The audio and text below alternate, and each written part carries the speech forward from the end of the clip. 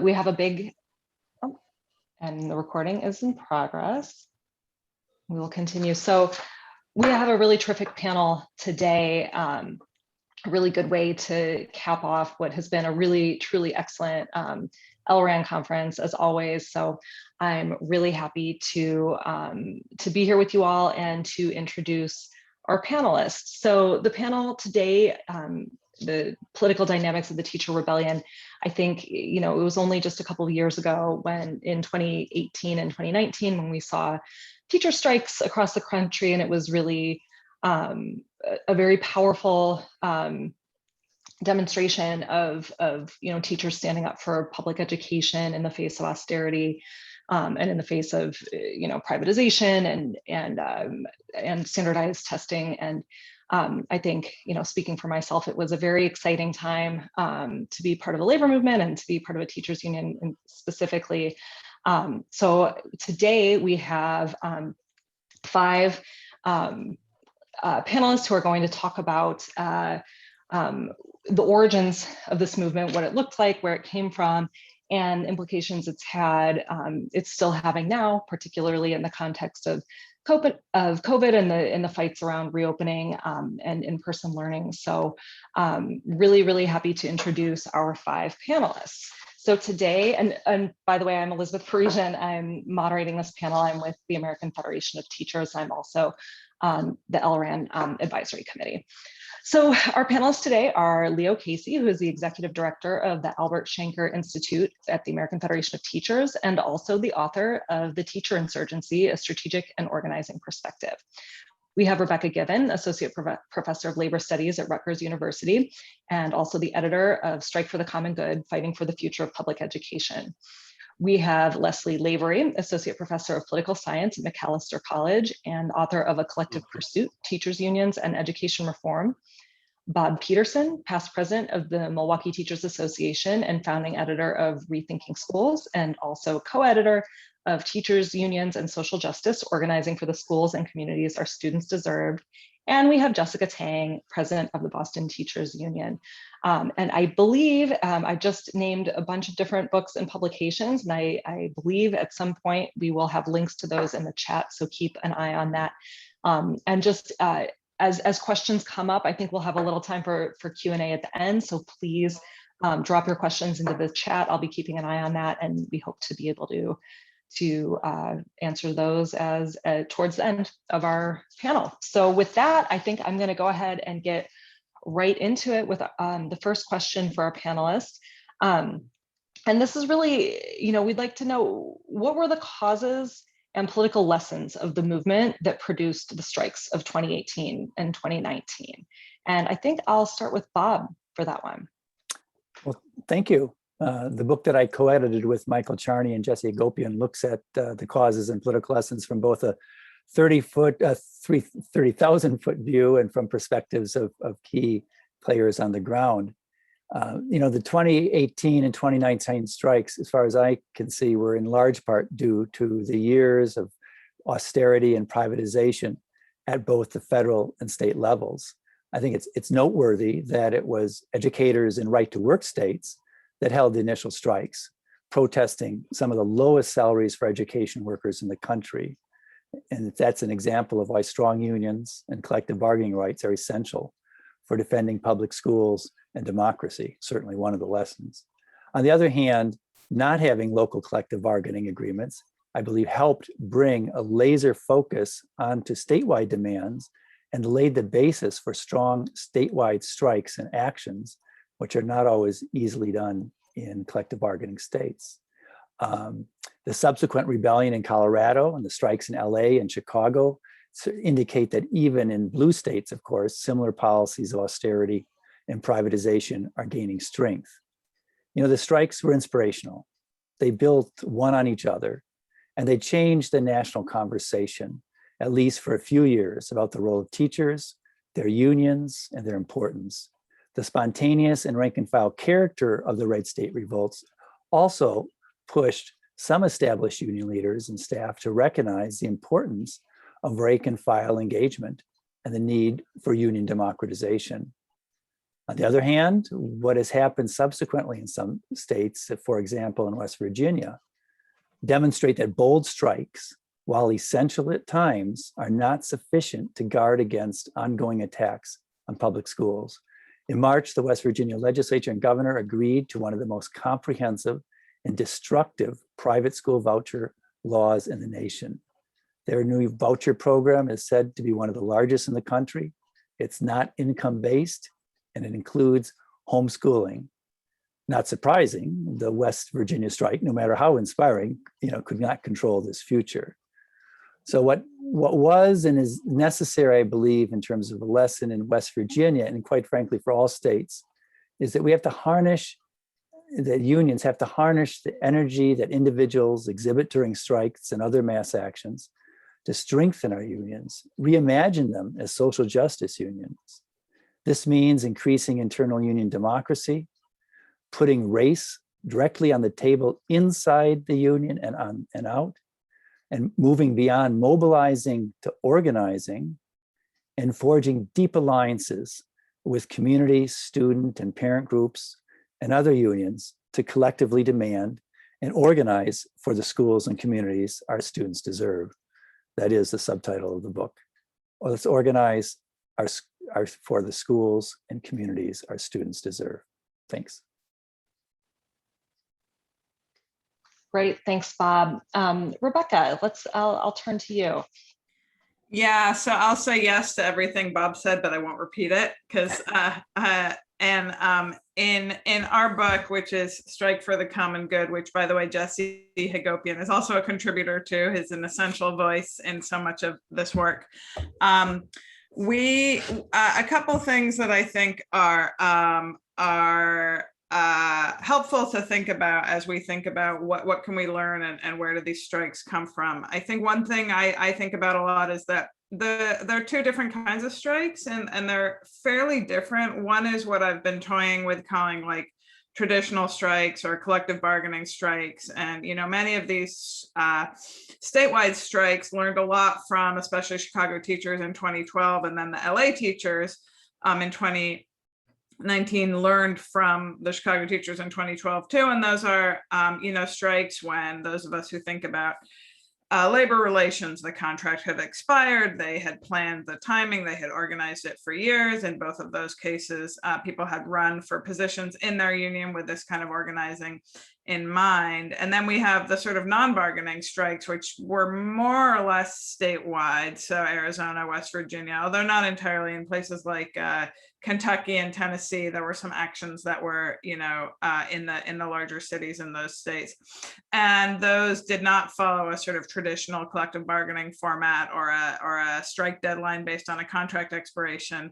And they were strikes that came about through real on the ground organizing. In some cases, they were union members, but again, without bargaining rights. And in some cases, they were a mix of union members and people who were activated through no organizations or through other organizations.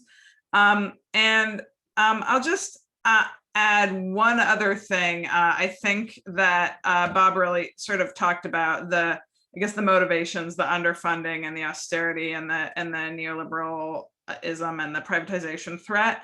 I do think it's important when we think about a sort of racial justice lens to understand that it played out really differently. So in Chicago and LA, there were clear racial justice-based demands and their sort of common good demands that the strikers put out. In other places, it was more complicated. Generally, properly funding school tends to be a racial justice demand in itself.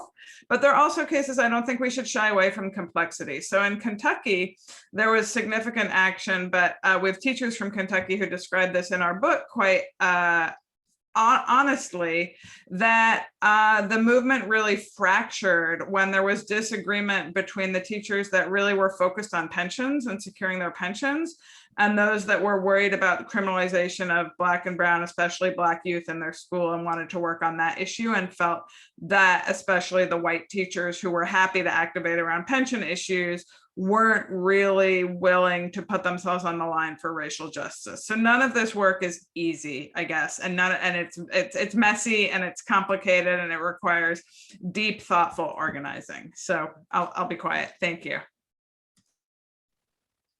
Thanks, Rebecca. Leo, Rebecca just ended on the question of organizing, and I know your book touches on a strategic and organizing perspective when it comes to lessons learned. So I'll turn it over to you. Thank you, Elizabeth. I would also like to second Rebecca that I agree with what Bob and Rebecca have said so far.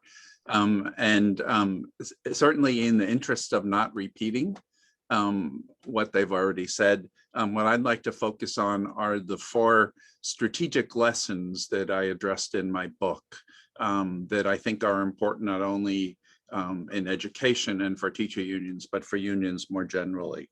The first is the need for organization and organizing. And I think it is, there's a myth that developed particularly around the West Virginia strike that somehow was all organized on Facebook. And in fact, when you go and study what happened in West Virginia, there was a great deal of face-to-face organizing that happened in every one of the 55 counties of West Virginia. And this goes, I think, to a more general issue, which is there is a school of thought, which I think is mistaken, that movements like this are completely spontaneous. And certainly there is a spontaneous quality to movements, but in fact, they require a great deal of face-to-face organizing. And unions are very important to that. And while it's important for us to have a proactive approach to social media and to figure out how to include it, incorporate it into our organizing, it cannot replace the need for face-to-face organizing and for real organization. The second strategic lesson that I drew was the importance of having both direct action, as in strikes, demonstrations, civil disobedience, and political and electoral action. I think, unfortunately, there are traditions in the labor movement which tend to look at one to the exclusion of the other. For example, the syndicalist tradition, which basically dismisses the need for electoral and political action. But when we look at the strikes of 2018, for example, the one that was most successful in achieving its demands was the West Virginia one. And it was in part because they had significant union density in West Virginia, 75%. And they were able to mount a political effort that complemented the direct action. The third strategic lesson that I drew is the importance of having a sophisticated understanding of strikes and when they are successful and when they fail. Strikes don't automatically win. They are certainly a high benefit if they're successful, but they're also a high risk, tactic. And so it's important to have a non-romantic view of it, and particularly to avoid what I call the field of dreams theory. Call it and they will come. Strikes have to be organized, meticulously organized. The Chicago and Los Angeles strikes, I think, are models of how you actually organize a strike on a school-to-school basis. It's also important, again, I think, to have a sense of the relationship between the strike and other forms of direct action and political action. To the extent to which we make strikes into the only tactic that we have, we actually weaken them. They need to be part of an entire toolkit. And it's important to understand the history of teacher strikes, and in particularly the problems that teacher strikes have faced when they are not in close relationship with community. And that leads to the last strategic lesson, which is in fact the importance of building that relationship with community and having an approach of bargaining for the common good, which is really an approach of taking on the educational issues in particular that are important for our students and our communities, as well as the traditional union issues of the well-being of our members. And so those are the four strategic lessons which I think are most important. That's great. Thanks, Leo. Leslie, I'll turn the question over to you around, what were the causes and the political lessons of the teacher strikes? Sure. So it's hard to go after these three have already gone, because I second a lot of what they have said, and I don't disagree. I just want to add a little bit more nuance to what they've said. So in my book, I actually am looking at, I started the book looking at unionization in the charter sector, and with looking at that puzzle and what does this look like and how might it spread, and then sort of blew it up and wanted to understand unionization in education more broadly, which of course a lot of folks had already written about and knew a lot about. But one of my goals was to go beyond the big districts where we hear about the strikes, and they're easily characterized in a particular way as like this political militant organization went on strike.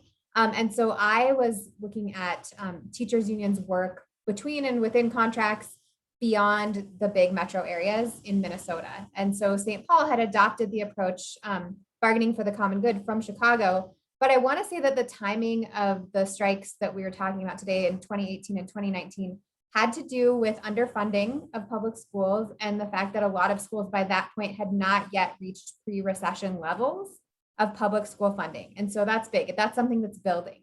Another piece that I think was building is that the contagion probably occurred earlier with the Chicago strike in 2012. And this bargaining for the common good approach. So folks learned about that, but it takes time to put that learning into action. So we don't see the action until 2018 and 2019, because you have to actually do all this hard work and all this organizing that they've discussed. And then finally, the Friedrichs and Janus decisions with the Supreme Court.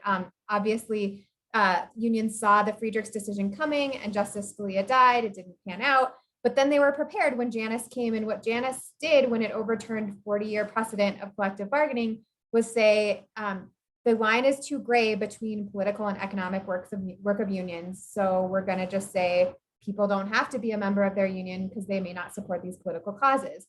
And you could see this, as a lot of organizations did at the time, as a death knell for public sector unionism. Or you could see it as an opportunity and say, okay, well, if all the work's political, let's double down, and all the work's political. And so let's not just fight over wages. Let's really wrap ourselves around this bargaining for the common good, what we already have a pattern for. So I think the timing is related to all of these things building.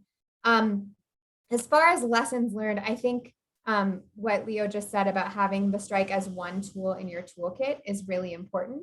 So in St. Paul Public Schools, where my kids are students, the capital in Minnesota, the first teacher strike occurred in St. Paul. They were on strike the week the pandemic hit, and actually came off of strike in order to not be shut down while they were on strike. And so I think that the wave was continuing to spread, but I also think that local conditions are really important to pay attention to. So in St. Paul, they didn't strike earlier. They were close to it, but they had to use other tactics. And it was something that happened year after year. And that was because the collective bargaining agreement has the force of law behind it, but a lot of MOUs that were negotiated over other specific things were not honored. So every 2 years, the St. Paul Federation of Educators would come to the table and say, we need more school counselors, more nurses, more mental health aides. And every year the district would say, yeah, we'll put that in an MOU. So to the general public, it looks like, what could these teachers possibly want that we didn't give them 2 years ago? How is this getting to the point that we're now going on strike? Whereas it just seems like if you hadn't had that history, you wouldn't see the strike coming, right? And so a lot of places did have that history where they did negotiate these things year after year, promises were not kept. And so then you get to this point. And the last thing I'll say is that as I was talking to folks outside of larger urban areas, the union and members of the school board and members of the administration are all in community together in smaller communities in a different way. So they negotiate these things differently. So things don't head to a strike because you're running into each other at the grocery store and you go to the same church and you're negotiating these issues in a different way. And though maybe our larger unions represent more teachers and more students than combining all these other unions, it's important to look at the work that other unions are doing and the way they negotiate these issues and work in community, which I think Leo's last point about we run into problems and we don't have good relationships and we don't work in community. That goes for unions at all levels, and it just manifests differently when we look at some of the larger areas than some of the other areas. Great, thanks, Leslie. Okay, Jessica, we've been wanting to hear from you, your perspective as a union leader about the 2018 and 2019 strikes. Sure. So absolutely, like everyone else, I agree with what's already been stated. And so I'm trying to think of, what else I can add to that particular conversation, except to validate that on the ground. It was, I think, inspired by 2012. A lot of groundwork was being laid after that happened, after the Chicago strike happened. So I can, speak from the Boston perspective. I became organizing director in 2013, and we started to put into place a lot of the things that Leo, Bob, and others have talked about. So, for example, that's when we first started our community advisory board, which then grew into the Boston Education Justice Alliance, which now actually is the Mass Education Justice Alliance, which housed the big Question 2 campaign that we had to fight in 2017 to stop the unfettered expansion of charter schools that would have totally defunded our schools. Funding absolutely was a piece of it too. I think folks were absolutely fed up at this point by the lack of investments in our schools. And so this perfect storm of years of austerity combined with the fire of the Chicago inspiration of the Chicago Teachers Union, starting to put all of the pieces together and being able to organize and build with community and get the conditions in place to take further action. And then also one thing that hasn't been mentioned, but I've thought about too, and I wonder about is, the Me Too movement was also going, the women's empowerment movement was also kind of happening around this time too. And I do think as a predominantly female profession, I wonder if that sense of empowerment that, we're fed up, we're going to speak up, we're going to actually call things out and call people in and actually not put up with, the disrespect as professionals, as women, as educators, has a piece of it as well. In terms of lessons learned, again, a lot of what's already been shared. And so we've had to do that work. So I agree. I think that pre-pandemic, it was continuing, the movement was continuing to build the willingness and want to take action. And certainly in Boston, we had a lot of members who really wanted to go on strike, actually. And, we're in a different situation where it's actually illegal, quote unquote, although you could say, I suppose all strikes are illegal in some way. Massachusetts for public sector workers to go on strike. But what became a challenge is, what does that look like during a virtual pandemic, during virtual learning?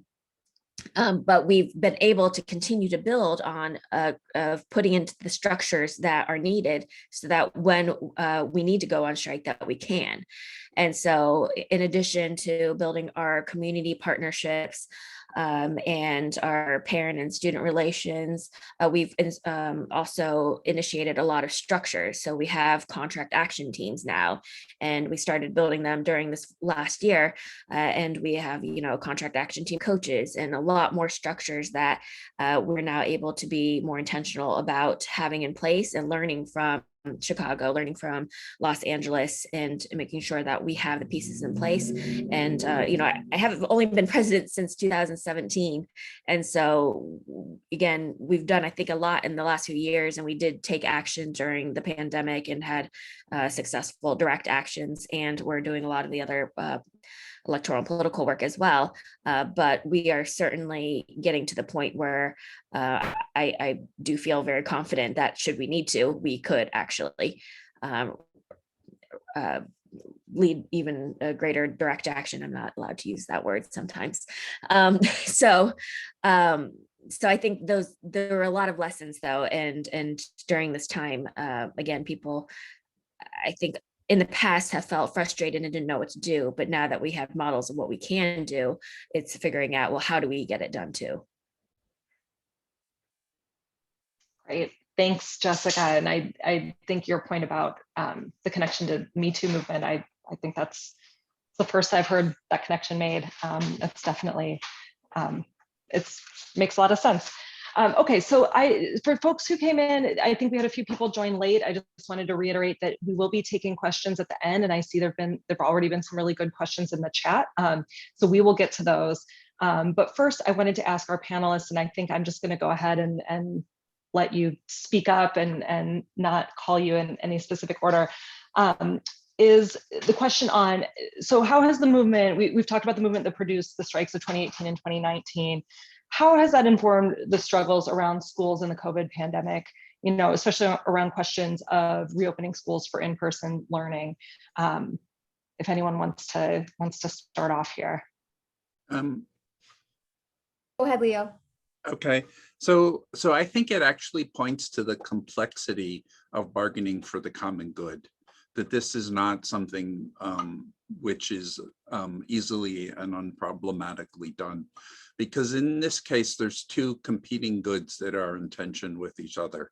There is the good of keeping people safe in the midst of a pandemic, and there is the good of in-person learning, which we know is essential for young people to thrive and develop academically and socially.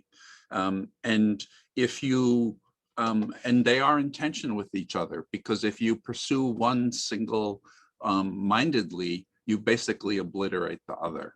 So if the only thing you're worried about is in-person learning, the question of safety goes off the table. And if the only thing you're concerned about is safety, the question of in-person learning goes off the table. And so it becomes really important for unions to figure out an approach which is able to balance these two competing goods. And that's difficult because depending upon where you are, you're going to have a different view of these two competing goods.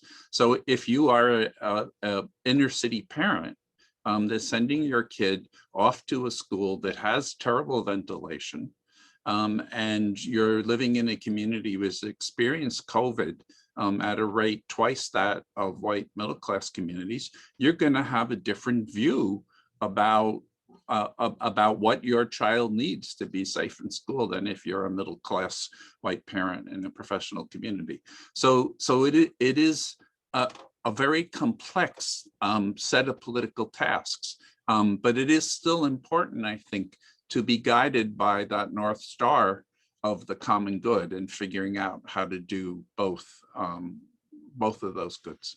Yeah, I think what's interesting about the attacks on teachers and teachers unions over the course of the pandemic is it was really an attempt to undo the, I'm going to say, victory of teachers in finally pulling back the framing of the debate from that, you know, complete dominance from the 90s, where Democrat and Republican alike, whether we're talking about Democrats for education reform, and, you know, everybody could give all the lists of their favorite villains in this, right? There was this sense that we might love teachers, but we hate teachers unions are selfish, et cetera, right? You've all heard this, you don't need me to say too much. And the common good work really showed from Chicago to West Virginia to LA that by creating stronger relationships, by really organizing, parents and school families would absolutely reject the notion that teachers and teachers unions are somehow opposed to what parents and students need. And they were very, you know, all of these big strikes were really demonstrations that these various communities had completely shared interests, right? Teachers were fighting for the schools their students deserve, and that is exactly what parents want. And by the way, the parents would like taxes on the rich to be raised to pay for the schools their students deserve and need. And then these attacks on teachers in the pandemic, instead of saying, you know, one of the reasons it's challenging to reopen is because the buildings are already, you know, poorly ventilated and the classes are already too big. So no, you can't have a reasonably sized pod of students if you've got, you know, most teachers teaching 35 students in an unventilated classroom, right? And so, but there was really an attempt by the same people as before to say, oh, wait, we're going to go back to our old framing, right?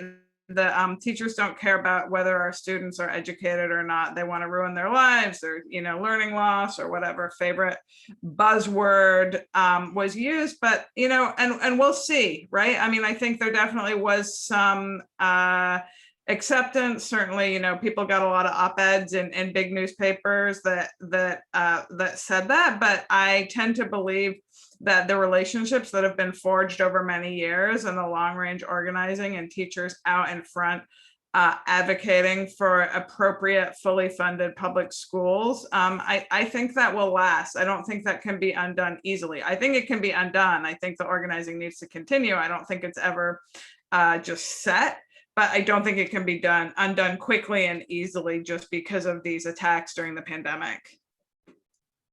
I was going to say that the extent of that organizing and how deep it really was before the pandemic really informed what happened next. And that there were several dimensions, right? You could be an organization that did a great job of organizing and motivating your members and maybe having a vision for the membership, but maybe you hadn't yet done the work with the community. So even if you said you were bargaining for the common good, you hadn't built the bridges with the community, you hadn't maybe done some of the race and equity work. Or you could be a union that still is that in that us versus them mentality with administrators. And so unions that had worked the muscle and worked with their superintendent or with their school boards on these issues were better positioned to respond to the pandemic and say, like, this is what we as a community need, because they were a community. And unions that had worked in coalition with whether it's other labor organizations or social justice organizations were better able to say, like, yeah, this doesn't mean teachers don't care about students and families. And the nuance was more understandable because that muscle had been worked.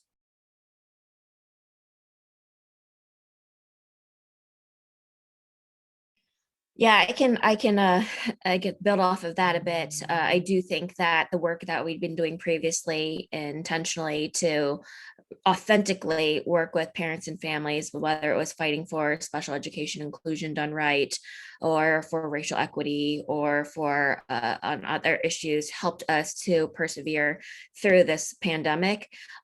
Leo's absolutely right, though. It was a lot more challenging to organize during the pandemic, not just because it was a pandemic and we were virtual, et cetera, but also because there were competing philosophies. So it wasn't like funding, where it was easy to get everyone on board around greater funding, because you just walk into a school and you see that the funding is needed, whether it's staffing or the facilities, et cetera.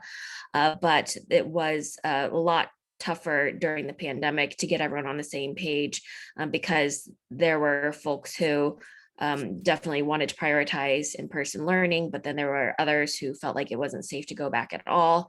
And so we really had to find that middle path of, and there was also a lot of emotion, right? I think we can't discount just how much the social emotional impact of the pandemic had on everyone. A lot of anxiety, stress, et cetera, and people truthfully fearing for their lives, and a lot of misinformation and confusion. And so we really had to stay super focused on, all right, what are the facts? What are the experts telling us? How do we, uplift the voices of our activists, and also hear the folks who were parents and teachers, and trying to balance both, and needing students to go back to school for various reasons, and then helping to draw the lines to the political education, I think, was so important during this time. Why are we in a situation where families are dependent on schools for childcare, so that they can go back to work and keep the economy running, and making those connections between the corporate interests in the business interests versus human interests. And so that was a little bit tougher to navigate. And then also race did play a big issue in this throughout the whole pandemic, and still now. The folks who were pushing us and vilifying the most to go back to school and blaming us were middle-class white parents who saw their neighbors and friends going back in private schools, parochial schools, and the folks who were like, no, we trust you, and we are not going back until you say we're safe to go back, were a lot of our families of color who we've been working with and had been advocating with, and knew that we were going to ensure that, to our utmost power, that it actually was safe to go back, that the PPE was there, that the windows actually were fixed, that there were air purifiers, that, we had to fight for the air tests of the air exchanges. And so I think that helped us to get over the hump too. And people who had been working with us and knew us, they trusted us. And so that work continues, and it's intentional as we're moving into a new contract fight. So our contract actually expires in August, and we just went through an extremely extensive process to get community, parents, students feedback into what we're going to fight for in our contracts this time around. And so we're continuing to build on the work, which started again many years ago, but in the romanticized versions of strikes, they just happen spontaneously. But in the reality, because we've learned from Chicago and LA and other places, it's years of building, and fighting for the common good, increasingly in different ways. So I can talk more about that later, but I am pretty proud of the work actually we've done this time around, to both move towards more open bargaining and bargaining for the common good. Yeah, I'd like to add a few things, and full disclosure, I was president of the teachers union for 4 years after Walker dropped his bomb, but I'm currently president of the school board in Milwaukee, and was elected on a working families party slate that the union supported. So we don't have collective bargaining. We have meet and confer, which essentially, if handled properly, is almost as good. It's not a legal document, but it's a way to figure things out. A couple of observations and nuanced things. One thing I observed and heard from my colleagues in the union, and observed as a board member, is that I think through the remote learning, one thing that developed was stronger ties between parents and teachers.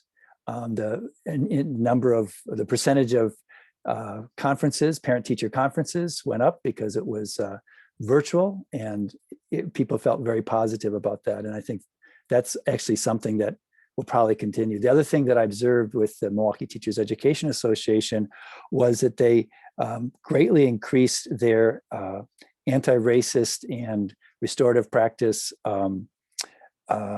staff development. They do their own staff development, the union does, and because it was virtual, it was a lot easier for people to attend, and and also to get national presenters to come in virtually, as opposed to the high cost of bringing people in. So those are two other things. The problem, another nuance in Milwaukee is, of course, we have the largest voucher program in the country. We have 122 private religious schools that are receiving over $250 million of public funds every year. They opened up right away. They advertised that they were safe, and we don't know how safe they were because they're private schools. They don't have to adhere to open meeting, open records laws, versus the district. When we finally opened up, we had a dashboard that had exactly how many kids, at what school was there a incident of COVID. And it made things more difficult for us, and it could have really dire consequences in terms of a lower attendance for the public schools, higher attendance for the private schools. And the only other thing I'll say is, in terms of the difficulty that I think the union here and the administration and the school board faced, because we had quite a bit of unity on our overall goals, but when it came to what do parents want, they were really split down the middle. And when we finally did return to school, after we got HEPA filters in every classroom, we bought 6,000 HEPA filters. After the teachers and educators had the ability to get vaccinated, even after that, it wasn't clear. And so ultimately, we started going back to school in the middle of April, completely criticized by the state Republicans for being so tardy. And then basically half the parents sent their kids to school and half not. And it corresponded, even though there's a great disparity in terms of the impact of COVID in Milwaukee. The people, 90% of the kids are kids of color in Milwaukee, and 90% of the kids who came back to school were kids of color. So I'm just laying out how complex it was, and we had our differences with the union, but ultimately we've come together and continue to unite and fight the good fight against the yahoos who are in control of the Republican Party in our state legislature. Great, thank you. So speaking of the yahoos and the Republican Party, I know we've got some questions to get to, but I wanted to raise this one because it is pretty timely. This manufactured outrage around critical race theory. I think this group would probably agree it's a response to the activities and organizing to advance racial justice that we've seen, over the past year and before. So how should teachers and unions respond to these attacks on critical race theory?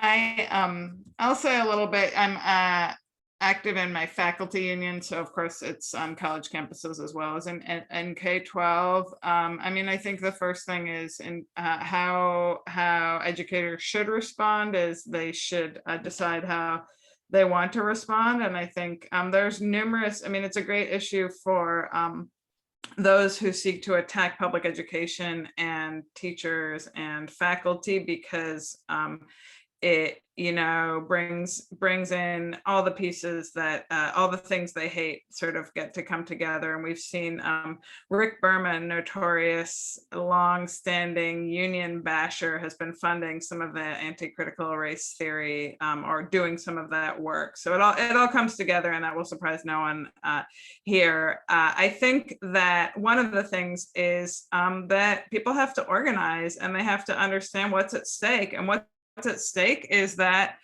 teachers and their unions have been pretty vocal about doing the work of anti-racism, and it's not easy, and that's a commitment, and it's important to stick to that commitment. So it's a matter of both sort of whether we call it academic freedom or control over the curriculum. There are a number of ways we can think of it in terms of a process issue, that we don't want legislators or right-wing dark money telling us what can be taught.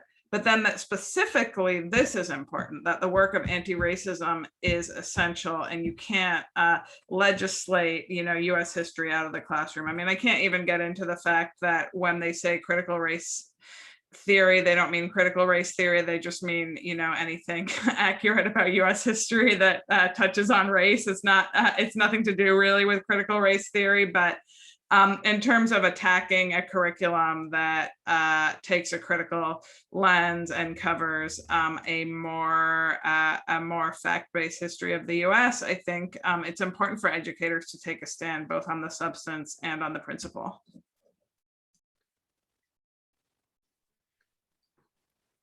I can happily share some of the things that we're doing in response. And I do think that, we have to name that this is an intentional distraction, divisive plan to try to, again, vilify teachers, unions, educators, somehow calling equity a bad word all of a sudden. That is in direct response to, I think, a lot of the important work we're doing to fight racism, and specifically anti-Black racism as well. And so I think we unapologetically have to keep moving forward and do what we do best, which is to educate everyone. And that includes also a lot of internal work within our unions. And so I think we cannot pretend that there isn't, internalized racism, white supremacy, systems of oppression. And even historically, I have to own, and our union was on the wrong side of racial equity in several instances in the past. And so in our union, our rank and file came up with a resolution actually called Resolution for Building an Anti-Racist Union in June 2020. And it was controversial. And it was hotly debated. And there were folks who tried to overturn it in a subsequent membership meeting, and we were able to pass it again. But that work has to be done internally too. I think we can't just assume that the work is already done. And so we've had racial justice, the resolution called for this, and we were doing some of this already anyway, but we have racial justice trainings for B2 staff. We've had several now. We've had racial justice trainings for our BTU negotiating team. We have union-wide participation in BLM at School Week of Action, and we did get pushback from some of our own members from this. But again, we can't just give up. We have to keep moving forward. We have racial justice town halls now every 2 months since September. And anti-racist trainings offered at our BTU conferences and ongoing committee work. We have Restorative Justice Committee, Ethnic Studies Committee, established a racial justice team, racial justice guide. And again, it hasn't been easy work, and it hasn't,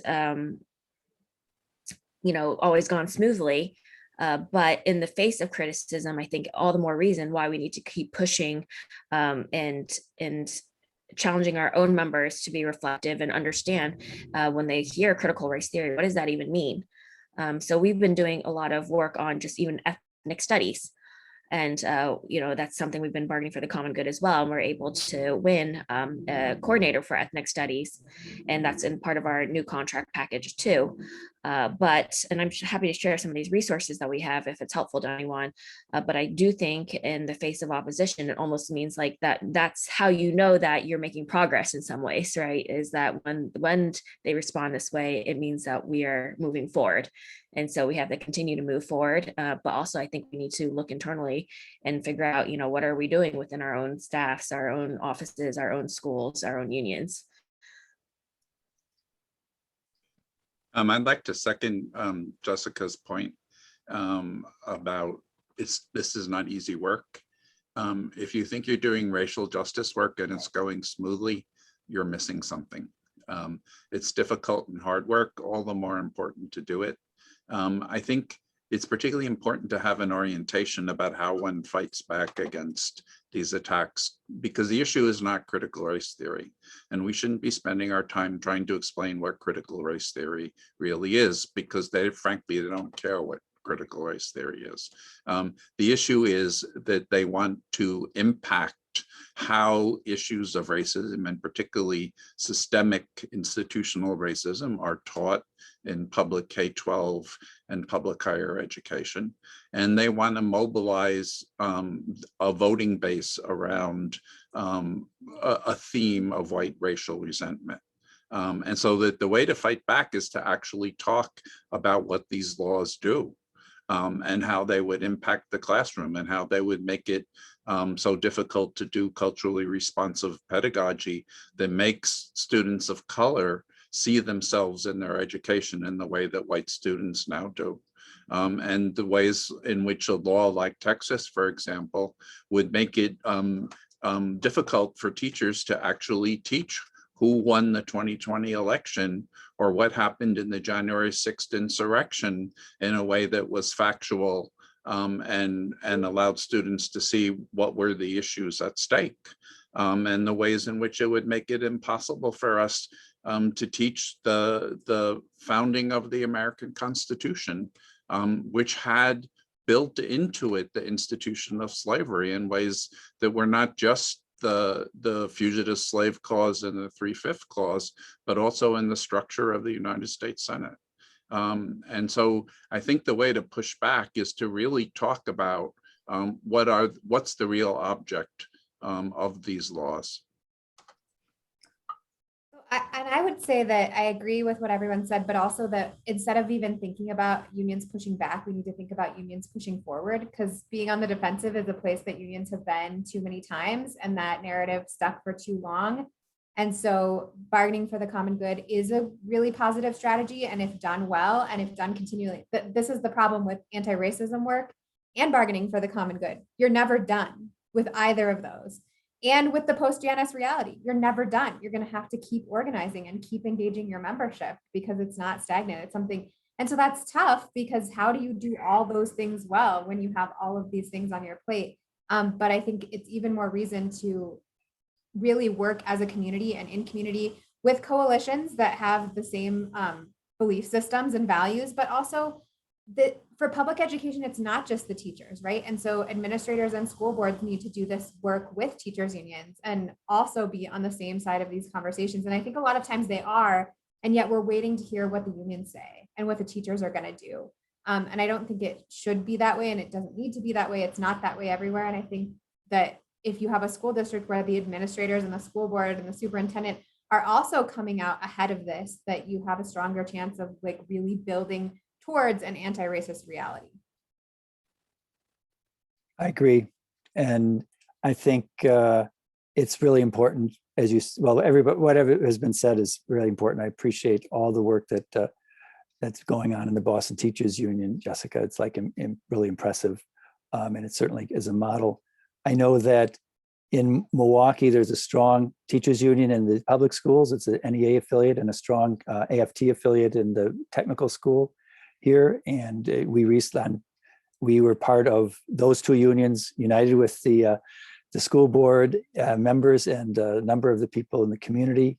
And we're part of the Zinn Education program, along with the Black Lives Matter at School, June 12th, Teach the Truth campaign. I encourage people to look at the Zinn Education project and to both use some of the, the free downloads of anti-racist articles on those on that site. And they also are continuing to challenge both the attacks on on teaching in terms of the legislation, but also the most recently have been looking at like how is Reconstruction portrayed in textbooks, Reconstruction being a very important period in our nation's history. So some of that is going to be continuing. I also think that one way that teachers can really, both unions can educate their members and also get things done is to examine book adoptions, like social studies book adoptions, examine what's being pushed in reading, in teaching of reading, and make sure that there's representation, that it's, and to talk about who is left out, what is left out, because that in itself educates the members of a union. And then I just end by saying it, sometimes you have to make hard decisions. I know when I was union president, and one of the most expensive demonstrations that we ever held, that I ever helped organize, was after a man, African-American, was shot 12 times in Milwaukee and died. We had a protest, a Black Lives Matter protest. And the next day I got calls from several teachers saying they're resigning from the union. Their spouses were police. And so we lost thousands of dollars in that one little demonstration, but it was obviously worth it, because even with the challenges of not having dues deduction and not having fair share, we have to do what's right. And I say we as both school board members and as particularly as union leaders. Thanks, Bob, and thanks to all of you for sharing your thoughts on that. So I know we only have a few minutes left. I want to make sure we get to some questions. And this question, I think it might be, maybe should go to our higher ed, to Leslie and Rebecca. The question is, could folks perhaps address how they think these lessons we've learned from 2018 and 2019 and beyond, how they might be applied to higher education, where there's given the contingent faculty and grad employees and other student workers and non-teaching employees and this particular challenges in that environment. Yeah, at Rutgers, we were very active. We are 20,000 of 30,000 Rutgers employees are unionized in a couple of dozen different bargaining units. And so this is something our faculty and grad worker union has been, I guess I'd say, gradually adopting a common good approach. I'll say, I think probably people would agree. Bargaining for the common good has become valued enough that I think a lot of people say they're doing it, but kind of like what Leo said about doing anti-racist work, if it's not hard and messy, you're probably not really engaging in it. And so we've tried to take a common good approach. I would say our values are great. Implementing practices that live our values, or retaining a commitment that asks the most privileged among us to potentially sacrifice for the most vulnerable among us, is hard. In higher ed, there is such an extreme inequity, even just talking about instructors, right? From a tenured professor who has potentially a pretty good salary and a very high degree of security, to contingent faculty, grad workers, and then other non-instructional university employees, there's just a tremendous range in terms of the vulnerability, in terms of the structural inequities, racism, sexism, et cetera, that all add up there. So there's a tremendous scope for common good work. A lot of what we do is look at not just the full breadth of employees at Rutgers, at our university, but look at the impact that our university's choices have on our communities, where you guys know that the universities tend to be displacing local communities, especially Black and Brown communities, horrendous real estate decisions that often run counter to their stated values. So there's a lot of scope for it. The work is hard. We at Rutgers are trying. And I guess there being a lot of scope for it means there's room for success, even if it's not complete success. So, yeah. And I can't offer as much, Macalester is a private liberal arts college, and it's a very liberal private liberal arts college with a faculty government structure, but we don't have a union. And I will just say our challenge is the model of funding for higher education is broken, whether it's public or private higher education. And so when we want to do anti-racist work and we want to have more students of color, and we have a need blind admissions structure, like that ends up being balanced on the backs of faculty and staff, because if we want to charge the same tuition and we want folks that can't pay that tuition to be able to come to our university, that money comes from somewhere. And so there's some tensions that we need to work to resolve that are related to the financial model itself. So difficult conversations ahead. Thank you. We have a question about Puerto Rico, and I don't know if any of our panelists have an answer, but the question is, did anyone look how the teachers' strike was part of a general strike and a stage in a long struggle against neoliberal attacks? So I don't know if anyone has thoughts to share on the question of Puerto Rico. Not to volunteer you, Leo, but I know AFT has been really involved in this. And so what I would say is that the politics of Puerto Rican unionism and teacher unionism is quite complicated. And to do it any justice, we would have to spend a great deal more time on it and have people that are far more expert than I am on it. I know enough. It's kind of Socratic wisdom here. I know enough to know what I don't know. But it is, there are different unions, there's a history, and you will get different interpretations of the history depending upon what unions people are involved with. And so I would urge people to sort of spend a little bit of time investigating it, but I don't feel like I'm in the position, or we're in the position in a few minutes, to give it any justice. And I'll just add that I echo what Leo says. It's very complicated. We have one article in our book that takes a certain perspective and tries to balance certain things, but it's very, I guess the bottom line to me though, as a union activist, and I think it's so important, is that we look outside our borders. I know that Puerto Rico is part of the United States, but historically the AFT and the NEA have not necessarily played positive roles internationally at different times. And we really need to do a lot of political education amongst our own members and unions about the need for international solidarity, because if we think teachers have it bad in this country, just visit Colombia. There's an article in our book about Colombia. Visit a lot of different countries, and we can see the need for that international solidarity. I do want to say that I think both AFT and NEA have improved in terms of their work. Of course, the bar was fairly low after at one point. So. Okay, thanks. So we've got probably less than 2 minutes left, and I think maybe I can squeeze in one quick question, and I'll put it to Jessica. And we touched on this a little bit already, but the question is, can anyone address how unions can address reluctance within union membership when you encounter it, reluctance to take on social justice issues? Yeah, I've experienced this firsthand, so I absolutely understand the question. When I first became organizing director, and even when I ran for president, I, purposely ran on a social justice organizing unionism platform and got a lot of pushback. But, you know, why are we spending so much resources and times with parents and families and students? And why are we working on housing justice issues? And why are we working on, what aren't seen as traditional bread and butter union issues? And so, you know, we had to help. I think it comes down to organizing one-to-one or conversations. And so, you know, starting with, well, what do you care about? You know, like what are the issues that you think we should be working on? And then helping to make the connections back to, well, if we're going to fight for this, are we fighting stronger by ourselves, or are we fighting stronger with our students, families, and community? And, you know, these issues also impact our members.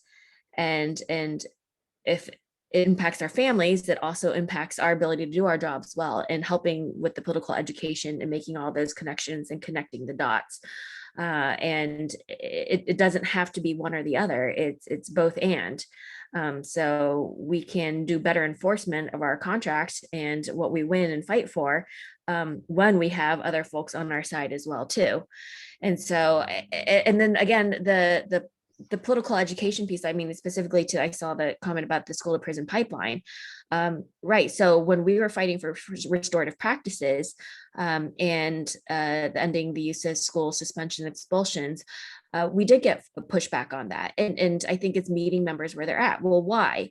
Well, if we take away this one tool and there's no other tool and there's no supports actually then to actually implement restorative practices or an alternative, then teachers feel lost and feel like they have no tools at their disposal for classroom management or, I mean, ultimately, you have to build relationships with your students. That helps a lot too. But you know, the other resources in place. So again, helping to connect the dots and taking the time to have those conversations and welcome in the folks who might. I think sometimes when people disagree with you, your instinct might be to be like, oh, well, I just won't talk to them, or I'm just not going to engage with them. And I think that you really have to resist that and do the opposite, which is to intentionally have conversations and engage and understand where they're coming from, and then helping to, again, the organizing conversations, building block of any good social justice union, have to happen. And you can't shy away from those who may not be where you're at.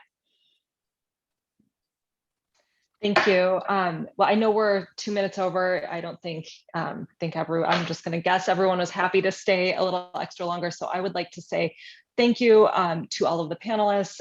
This has been a wonderful conversation, and so glad to see so many participants. I'd also like to say thank you to everyone in the audience here for being a part of this and asking questions, and for being a part of LRAN. And I think that wraps it up. Thanks to everyone again. Thank you.